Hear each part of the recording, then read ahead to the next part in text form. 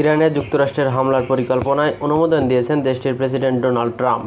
তবে এখনই হামলার চূড়ান্ত নির্দেশ দিচ্ছেন না তিনি।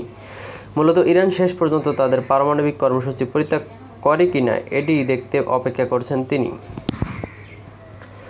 ঘনিষ্ঠ সূত্রের বরাত দিয়ে বৃহস্পতিবার 19 জুন এক প্রতিবেদনে এই তথ্য জানিয়েছে প্রভাবশালী মার্কিন সংবাদ মাধ্যম দ্য ওয়াল স্ট্রিট জার্নাল। সংবাদ মাধ্যমটি বলছে, মার্কিন প্রেসিডেন্ট ডোনাল্ড ট্রাম্প মঙ্গলবার রাতে তার শীর্ষ উপদেষ্টাদের জানিয়েছেন তিনি ইরানের বিরুদ্ধে সামরিক হামলার পরিকল্পনায় অনুমোদন দিয়েছেন। তবে এখনই হামলার চূড়ান্ত নির্দেশ দিচ্ছেন না।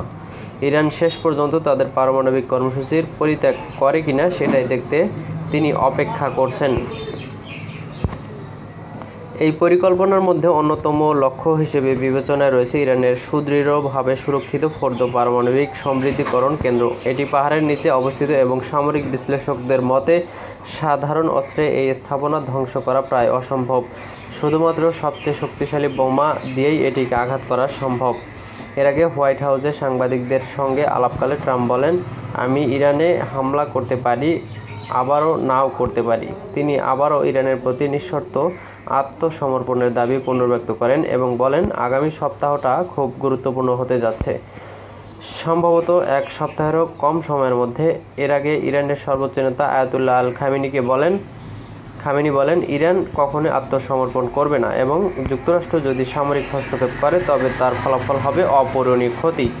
এমন অবস্থায় গত কয়েকদিনে যুক্তরাষ্ট্রে মধ্যপ্রাচ্য সামরিক শক্তি আরও বাড়িয়েছে। যুক্তরাষ্ট্রের নৌবাহিনীর তৃতীয় একটি ডেস্ট্রয়ার প্রবেশ করেছে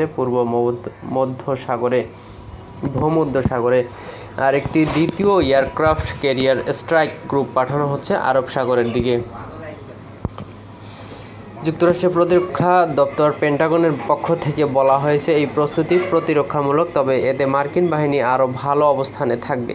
যদি ট্রাম্প ইসলির মতো করে ইরানের বিরুদ্ধে আক্রমণে অংশ নেওয়ার সিদ্ধান্ত নেন, একই সঙ্গে এটি ইরানের ওপর চাপ বাড়ানোর কৌশলও হতে পারে, যেন তেহরান পারমাণবিক ইস্যুতে মাথা নত করে বা কিছু ছাড় দেয়।